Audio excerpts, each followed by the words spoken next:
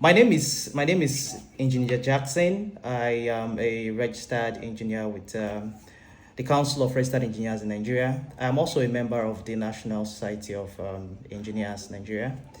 I am a senior project manager with Kamim Technologies.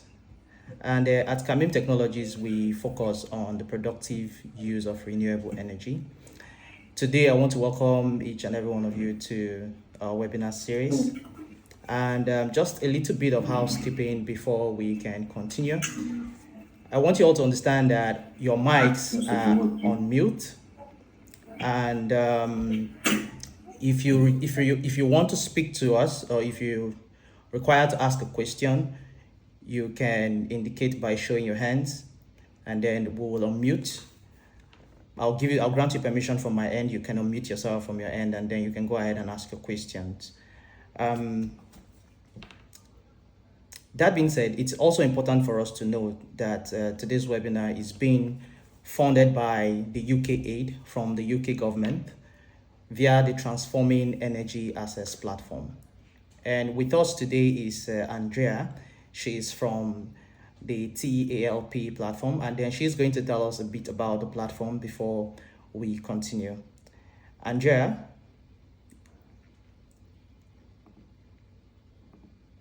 Hello, Andrea, are you there?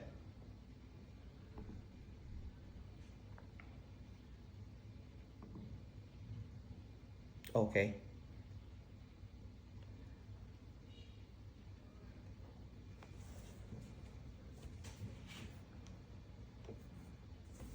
Andrea, you can go ahead and unmute yourself from your end, and we can hear you. I saw your hands up.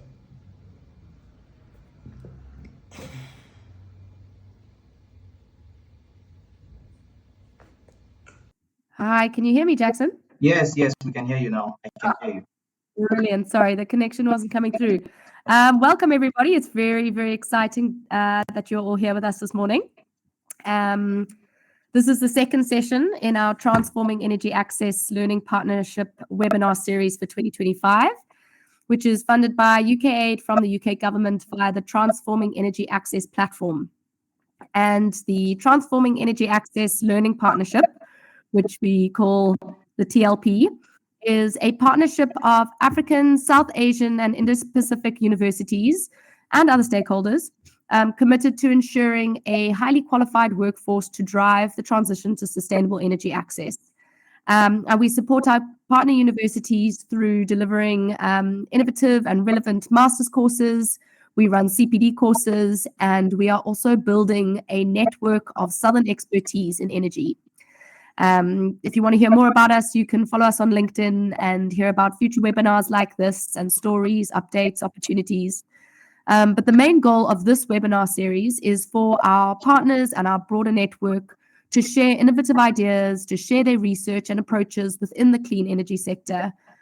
We face a lot of very similar challenges across the global south, and we really hope that these sessions can spark collaboration, can foster new ideas, and catalyze change in the energy sector. So we're very, very excited that we have Jackson, Idikwu, and Akuma Oji here. So thank you so much, guys, for joining us. I'm just going to hand over straight to you, and thank you very much. Okay, thank you very much, Andrea. Thank you for that brief summary on what the LP platform is all about. So without further ado, we'll just jump right into the presentation slides because we do not have a lot of time. Let me introduce our speaker. Our speaker today is Professor Akuma Oji. He has a PhD in chemical engineering with over 18 years of experience in the field, in research and also in teaching. He's the director of the Center of Gas Refining and Petrochemicals, UNIPORT, in Nigeria. He's also a registered member of the Council of Registered Engineers in Nigeria, and also a member of the National Society of Engineers. I am just going to allow him to introduce more about himself, and then he will go straight into the presentation of the day. Hello, Prof. Hi, Jackson. Good morning. Good morning. Please confirm you can hear me. Yes, we can hear you.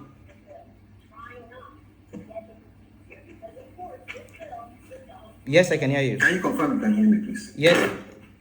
Yes, I can hear you. All right, my name is Akuma, and I have some years in both lecturing and trainings and research, and I'm excited to have this partnership with TEA, where I'm going to share my knowledge in biogas and what we have it as being able to power the future.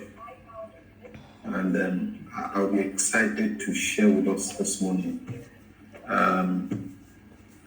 Especially in Africa, we have this growing need to find alternative sources of power. Jackson, I wouldn't know whether you can share the slide, please. Okay, sure. To power the future with biogas, I'm going to present to us some features about the biogas, what biogas is, how biogas is produced, where it finds application. We are going to look at the status of biogas globally, and then we look at the challenges and solution, and then why biogas matters. Now, we need to know that biogas is a type of renewable energy. It's created from biomass. Biomass is a group of organic matters. And so when we're talking about biogas, we are talking about food waste, manure, plant matters. So can we get to the next slide, please?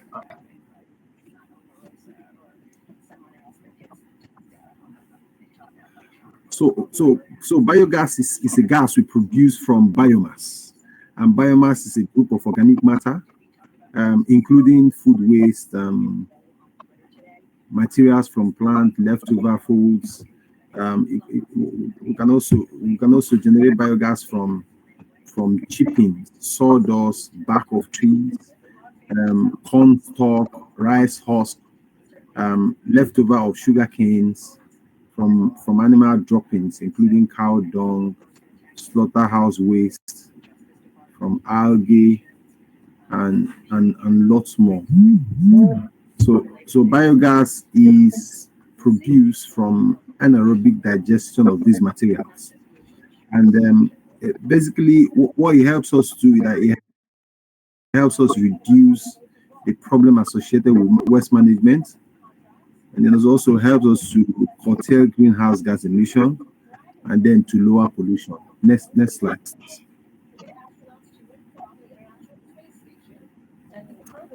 Now, biogas also to support this is to support this. Biogas is produced through anaerobic digestion. That's in the absence of oxygen. And from that, it takes about 4 stages in its production. The first stage being hydrolysis, the second stage being acetogenesis, till we get to methanogenesis. And from that biogas, we produce at about 50 to 70% of biogas in the gas produced, and then about 30 to 50% of CO2 with other gases. Now, the biogas that is rich in methane is preferred. That means if I have a better percentage of methane in that gas, it's preferred to having CO2. Of course, CO2 is an extinguisher. So if we're able to get biogas that has high methane, it's better. So most of the time when we produce the gas, we need to purify, and I will talk about that later. To state the stages, we have the feedstock, the collection of feedstock and preparation. We have the feeding of the biodigester as for the anaerobic digestion to take place. And I've told us that it has about 4 stages. Then we have the biogas storage, biogas purification, and then biogas being converted to energy or heat. We have a leftover of the biogas that is rich as feed, which can be used for soil conditioning or for fertilizer, as a fertilizer. Next slide, please.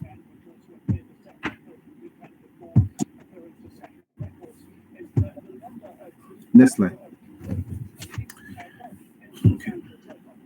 So when we are done with biogas production is, it might be better we just share with us key benefits. Now, in most countries, there is this need to better manage waste. So with biogas, we have a good waste management. Also, it reduces the emission of greenhouse gases.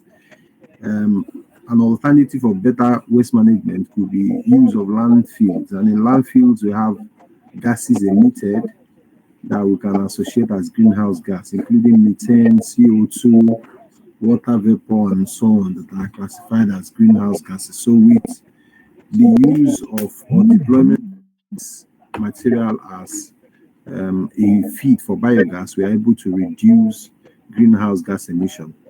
Also, there's a leftover from that, which we can use, digestate, that we can use as fertilizer.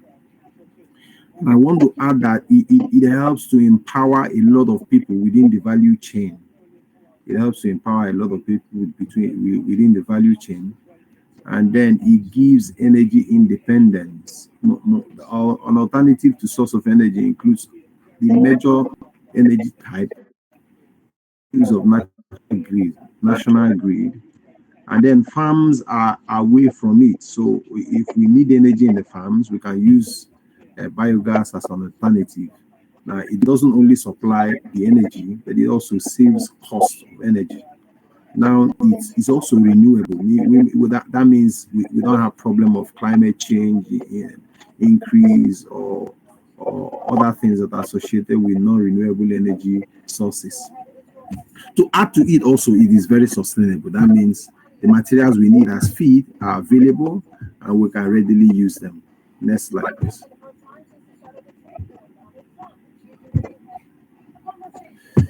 Now, outside that, we need to note that biogas finds application in many places. In rural areas, instead of using the normal firewood, we can use the biogas. That means it serves us readily available energy for household cooking and lighting. It also can be used to if we produce a large number, we can pump it into the national grid, where we have the biomethane. Biomethane that is a higher level of the normal biogas. It also improves the environment within the cooking area, so we don't have so much pollution that can come from use of firewood and kerosene.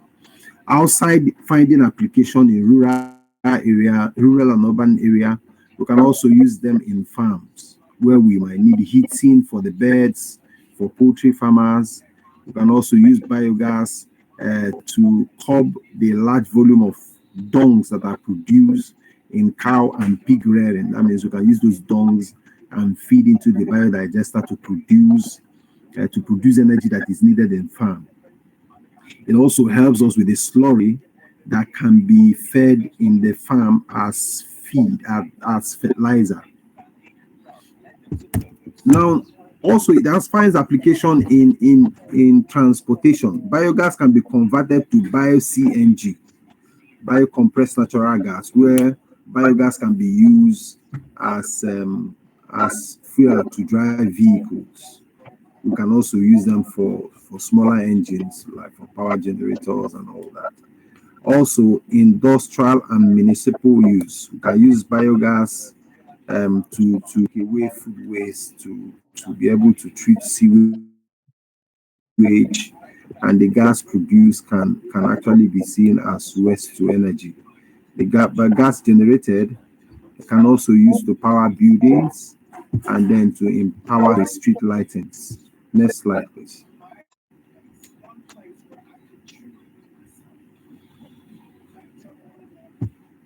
Let's look at the global impact of biogas. Now, currently 50 million biogas plants are installed globally. A large number of that is in Asia, and it produces both energy and heating for both urban and rural areas. The growth has been between 6 and 9%, and in 2050, we expect a major energy mix and biogas playing a key role, and that entails reducing the climate change problem associated with fossil fuel. I mean, the conventional fuel type we use is called fossil fuel, and it's been noted that it causes global warming, which is an increase in the globe's temperature. And with biogas, this is reduced because biogas is seen as being carbon neutral. Some case studies include that 10,000 biogas plants can actually fund 4% of the national electricity need. The model have been created and is scalable. That means we can replicate them.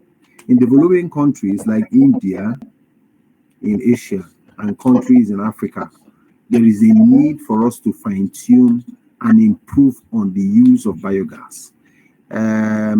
Rural women normally will use kerosene, or in some cases use, but some of these rural women also have residues from farming, and that can be channeled to biogas. So there is a need for us to multiply the application of biogas in areas in India and Africa, because it will enhance energy quality. It will also reduce problems associated with the cutting down of tree for firewood, as firewood.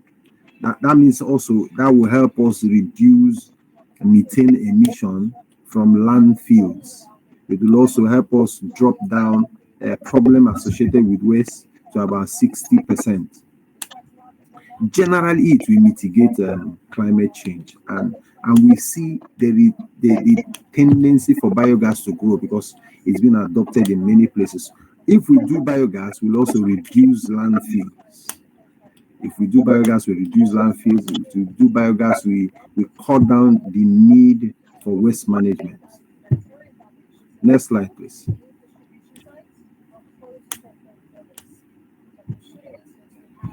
Now, we also need to know that biogas will help us also to transit. Biogas will help us to transit from what the conventional method is that will be noted not to be sustainable and causes environmental issues. So we have the key factor of cost, sustainability, and environmental impact. So with biogas, we're able to reduce this. So biogas is not the solution for today. It's not just the solution for today, but it's going to grow with time. And just like the conventional fuel type grew and the technology has been fine-tuned, with the maturity of the usage of biogas, we note that it becomes cleaner and cheaper to use, and also is more sustainable. While we have the fossil fuel in only a selected countries, or we have the geothermal in selected countries, the application of biogas is better because we don't have any place where there are no wastes, so we can readily deploy those wastes to power biogas. As the world searches for alternative energy sources to replace or complement the use of fossil fuel, biogas presents not just a local alternative, but also a global one because it's renewable and also quite affordable. It supports the idea of circular economy, where waste is no longer seen as what is a problem, but that can be channeled into a better energy. Instead of putting waste into the landfills, we can actually use waste to power biogas, reducing the effect of odor that oozes out from those landfills and open dumps, and then they can be better channeled to biogas as feeds. That means also we can have readily available fuel to drive vehicles, maybe tractors for farms, and also fertilizer for the farms. Communities that lack readily available electricity or gas can now be fed with the biogas as their fuel, essentially developing countries. It also provides access to employment opportunity because many people will now either produce the biogas or produce the bio bags or produce the cookers that the biogas will need. So biogas essentially should be adopted as it is seen to play a major role in the Sustainable Development Goal, which aims at improving energy access, protecting the environment, and promoting responsible resources use. Next slide, please.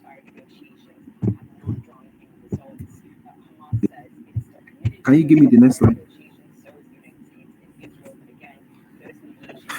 Now, I want to stop here and then take questions. Thank you very much for listening.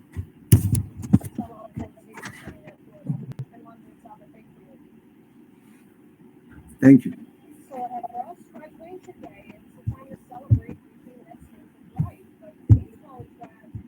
Okay, thank you very much, Prof, for that brief and swift presentation.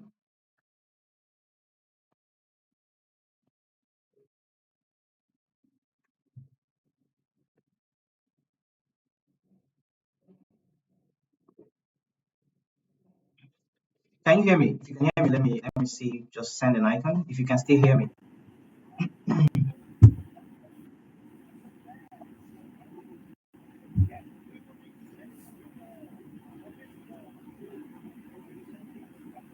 Yes, I can hear you. Okay, okay. So would like to take questions now. Anyone who has a question?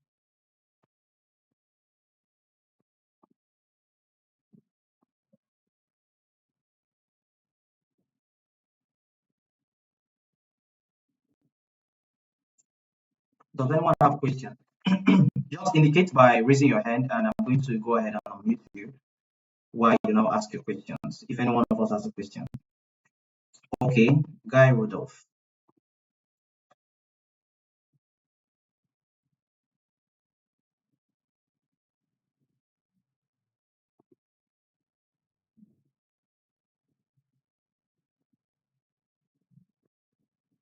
Okay, Guy Rudolph, you can unmute yourself. Okay, good. Hello. Yes. I just had a question for the Prof. From what I understand, it's very difficult to store biogas because it's a much higher pressure than other forms of liquid petroleum gas, LPG gas. How is it that you propose, or what solutions are there in that space in terms of storing and making it accessible to people not on the farm, for example?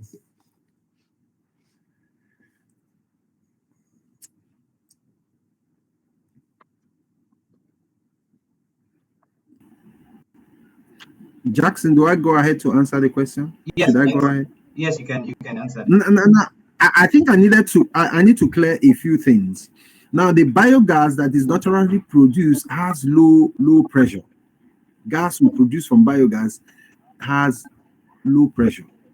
It's only when we compress the biogas before we have a build-up of pressure. The gases that we can produce in farms wouldn't have that high pressure. But when we compress, and it depends on the pressure we are compressing, that is when we start talking about pressure. Then conventionally or naturally, the biogas produced doesn't have a very high build-up of pressure. In fact, most of the time the pressures are low, we need to compress. Or we put a weight, if it's a bag, to give us pressure. We put a weight on the bio bag to be able to get pressure. But conventionally or naturally, the biogas pressure is not very high. The only problem we have with biogas, which I need to bring to our notice, that it has associated hydrogen sulfide, H2S. So most of the time we need to clean, maybe with metal filings, to be able to reduce contaminant. But for pressure, biogas doesn't give us much pressure.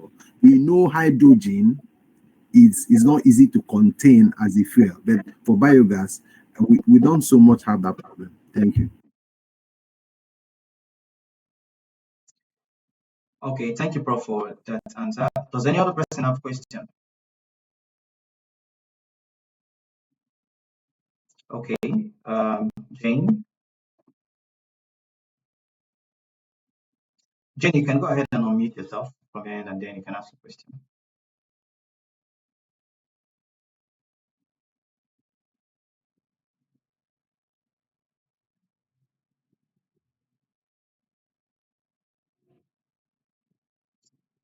Jane, there's a place where you can unmute yourself from your end. If you could do that, then you can go ahead with your question.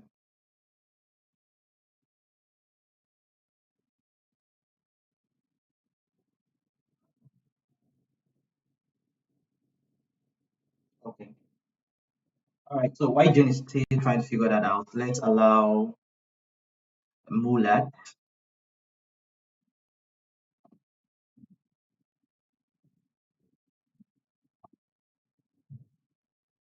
Please confirm you can still hear me.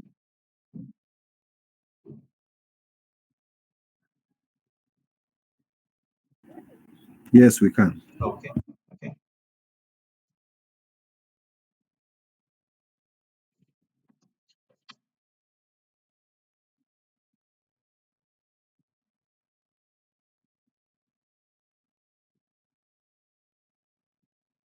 So we're expecting questions from Jane and Mulat.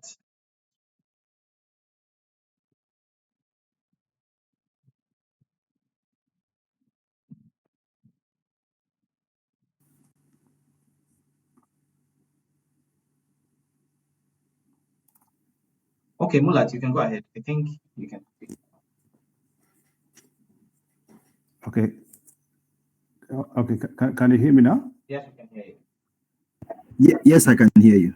Okay. I wanted to know regarding any maintenance requirements on the system, be it on the digester or the whole system. Any advice on that? Any mention of that? Okay, thank you very much. Thank you for your question. I think I needed to bring us to bear that there are a few, like I said before, there are a few impurities that come with the biogas. I mean, that comes with the methane when we produce. So those impurities are cleaned using a scrubber and then using water to clean it. So we collect it over water. The water takes off water vapor, and then we have a material that takes away CO2 and another material within the scrubbing system that takes away the H2S, that's hydrogen sulfide. Now with time, you notice that these systems are not effective anymore. So you need to replace maybe the iron filing, and then you remove to change the water. And like I said, since we have the H2S, which corrodes some metals, we need to also change them.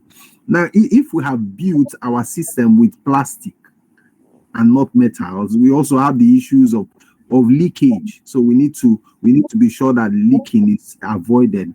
A good thing about it, while we have the feed that we feel smells, when we produce the biogas, the leftover doesn't. So maintaining the biogas after we fed it means removing the whole material when it's not producing again and feeding them back, which is not a problem because initially the feed might not be very fine when we are handling them, but the leftover, the substrate which we can use to farm is not as objectionable as the feed. So to just remove them and replace them, or to remove the filters, might just be some of the maintenance we need to do, or where there are leakages, to be able to seal them depending on what you're using. Majorly we can use plastics or we can use metal. But where you use metal, we notice rusts. So we can deal with those rusts. And when we're having plastics, we might not just need to replace the sealings because they are leaking because of the pressure buildup, and we are not able to remove the gas early. I don't know whether I answered this, and thank you for asking. Yes, sir. Thank you. Okay, there were some questions that were sent in the chat box, Prof. I'll just read those questions out to you while you get answers to it. So the question number one from Jane, she said, "What are the trends in digester feedstock in Africa?" And then question number two, "How do you size a biogas system so as to explicitly capture the amount of feedstock needed daily to quantify the digestate produced as an output?" So I'll read the third question when you're done answering this two. Okay, thank you very much. And the first question is, how do we?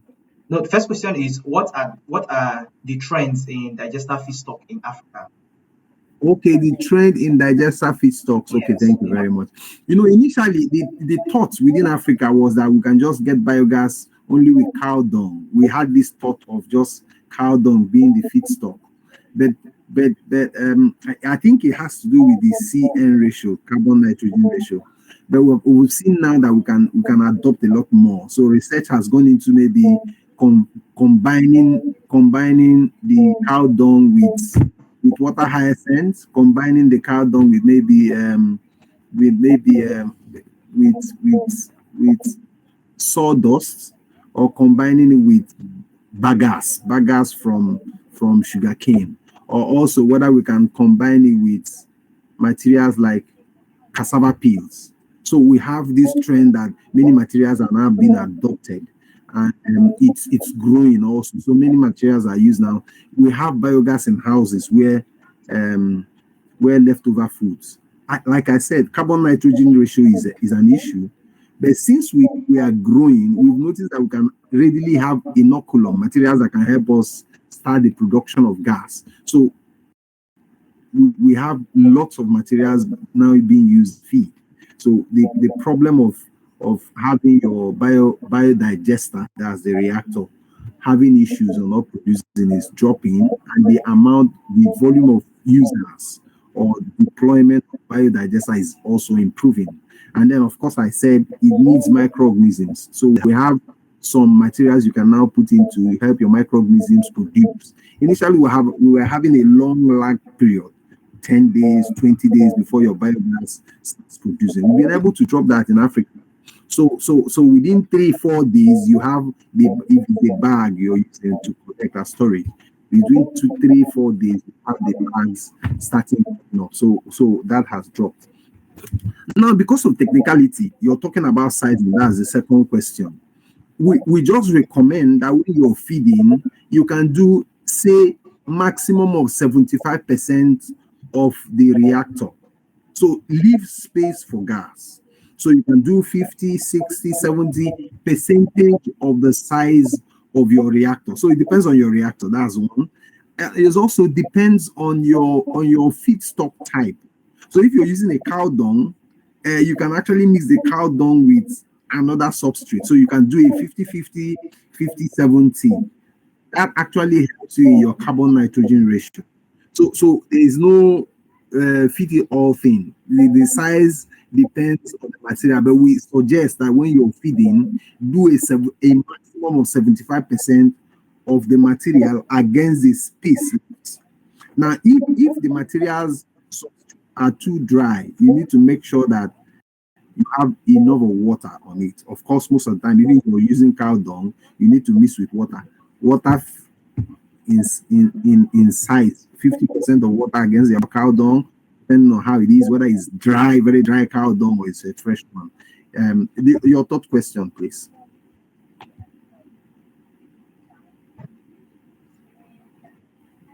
Jackson, the third question. Okay, Prof. The third question. So she also asked, what is the feasibility of biogas in transport in line with energy density and containerization?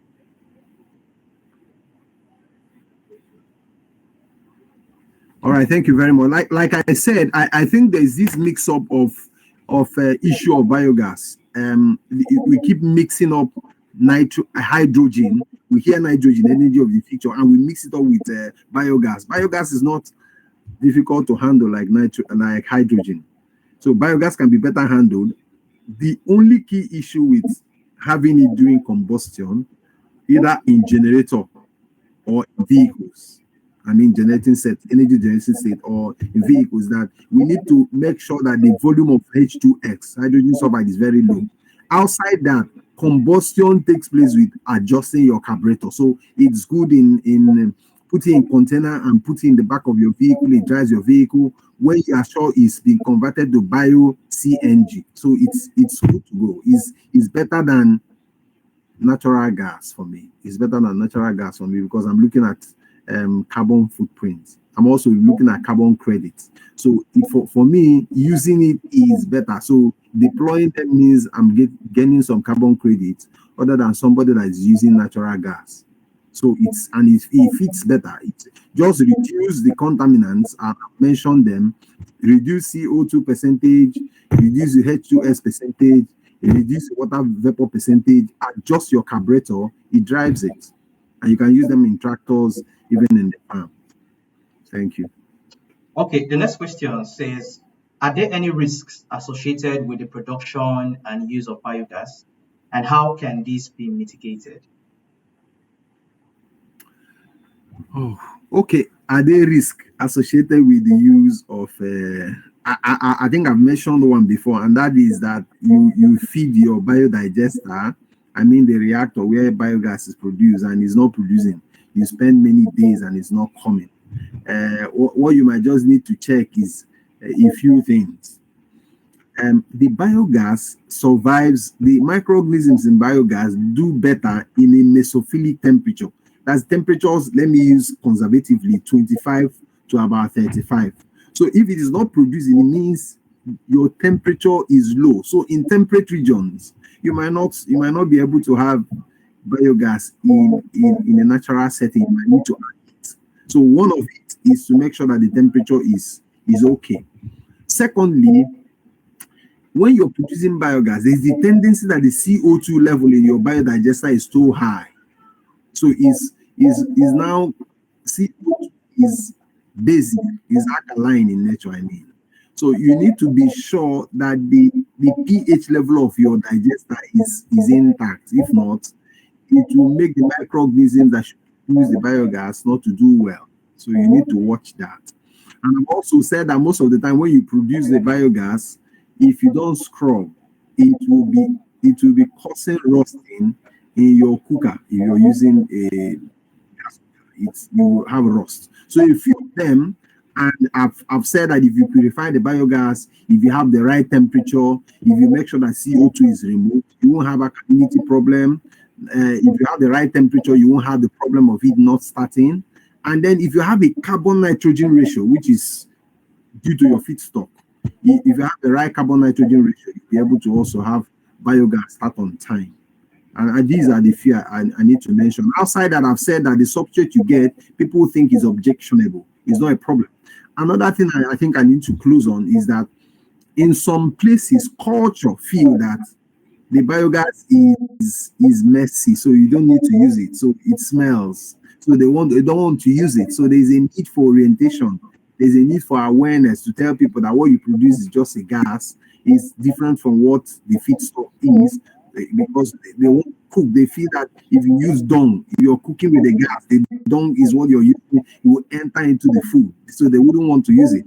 So there is need for awareness, create the awareness that when the dung is used, what comes out is a gas which you use for the cooking. So it wouldn't contaminate your food. Outside that, that's a form of awareness we need to create, which is a problem for now, but it's growing, like I said, and I know that acceptance will also improve. Jackson, I wouldn't know whether I tried in answering that question. You did excellent, sir. So the next question is this. Are there any maintenance requirements for the digester and the whole system? Yes, I think I've answered that question before, but I will do that again. I said that it's not a perpetually working machine. What I mean, if the substrate, if the feed gets to a point, it wouldn't produce again. So you need to remove that feed and feed again. Most of the time, what people do is that they keep increasing the amount of substrate they add, but at the time, you will need to remove. What I mean is not producing enough gas as it used to be before you can have a household get their heating gas from it, but you notice that it keeps dropping. So what you just need to do, remove all the substrate you have inside and feed it with a new one. Secondly, I said there are leakages. If you're using a plastic, there could be a leakage, and you know it's actually an anaerobic. That means it doesn't want oxygen.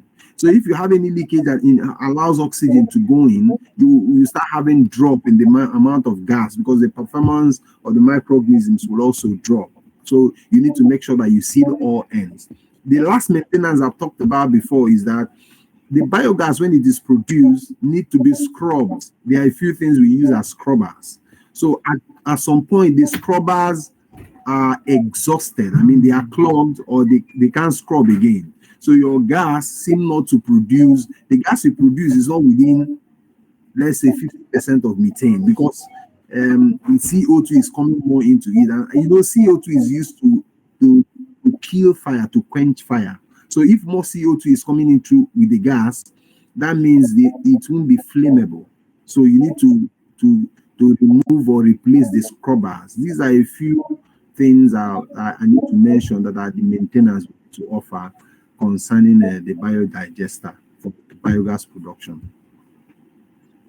Okay.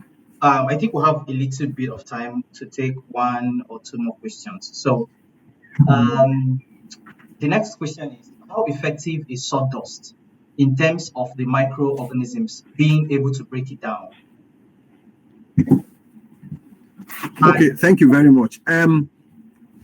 Okay, I can go ahead and answer, right? Okay, answer, then I'll ask the next question, the final question for the session. Okay, thank you. Now I need to state this, like, we have biogas might thrive well when you have what we call the simple sugars. The simple sugars, like materials that are, the cellulose is not very difficult. We don't have, let's say, monosaccharides or disaccharides, complex grammar. But when you have not very complex feedstock, you can do it. So, but if you have sawdust, you know, I've talked about carbon-nitrogen ratio, right? So the sawdust has more of carbon, right? You need to mix it with material that have nitrogen so that it will do well. Outside that, there are specialized materials you can add that will help your biodigester to start early, even only with sawdust, because they've been produced to help you produce your biogas. They've been produced as microorganisms that will help feed on your sawdust to produce biogas. But outside that, if you mix your sawdust with cow dung, it will actually last a longer time, but it will not start. The lag period will be much. It might not start in the second day or third day or fourth day. It might get to the 10th day before it will start coming. But you can use sawdust, that's one. You can check the carbon-nitrogen ratio, that's two. You can also use some special types of microorganisms that you can add, or inoculum that you can add in to make the sawdust to start producing. Okay, thank you, Prof. So this next question, I think you've answered it before, but maybe the person needs more clarity. It says, how is biogas stored? Okay.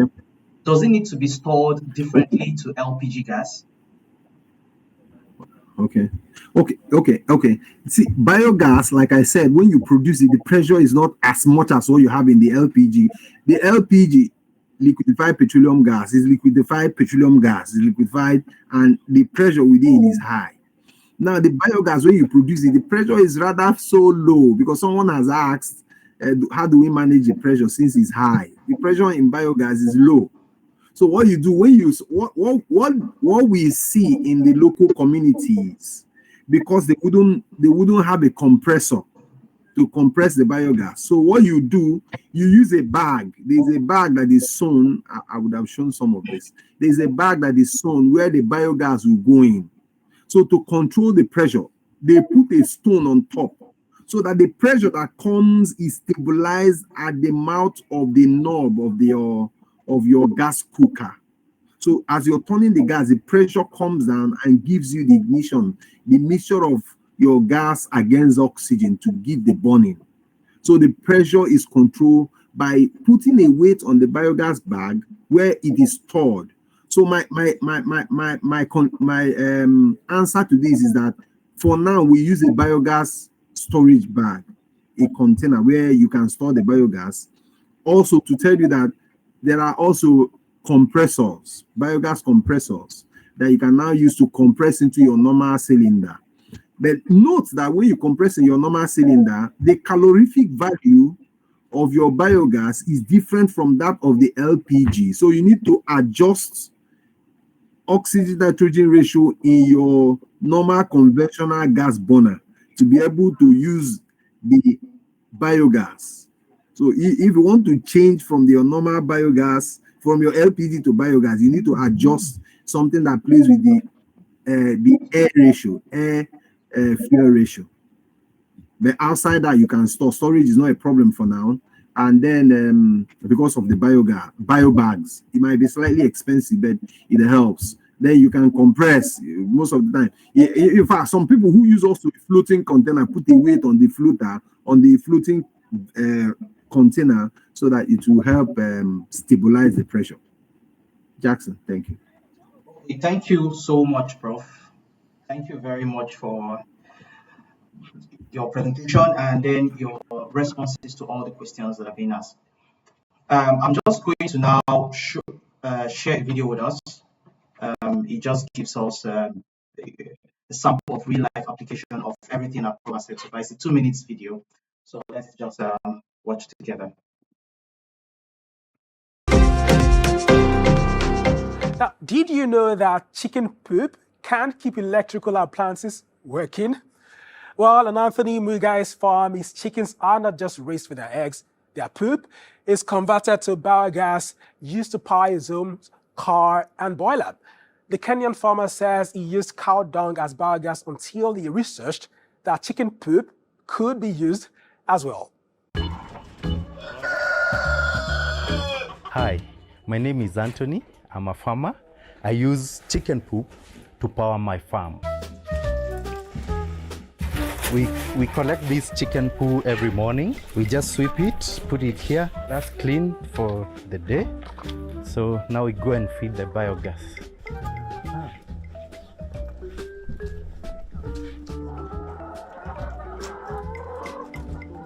We are mixing this chicken poop with water just to make it flow easily in the biogas. So here is our biogas. You pour it in. This is the inlet. The outlet is on the other side. With biogas, the biggest cost is the initial outlay. But running it, I would say it's cost almost nothing. The initial outlay was approximately $900. Biogas flows through that pipe, comes into these gadgets to remove any sulfurs and those bad smells. This is now hot water. This biogas, we heat the water for the fish pond, but this is the same thing that you can use for shower in the morning. Now I need to show you how biogas powers my house. Come with me.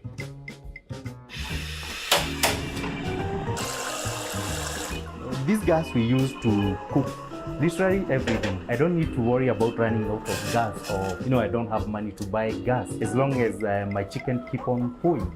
If you look at the kind of farming our farmers are doing currently, the returns are minimal. So the only thing that can make sense is recognizing that you don't only get meat from chicken. Now it's time to power my car with biogas. This pipe brings biogas from the biogas plant, and this one is taking biogas inside the generator. So I connect the charger, and we are ready to go. Who would have thought chicken poo could power a car? It's amazing. Goodbye.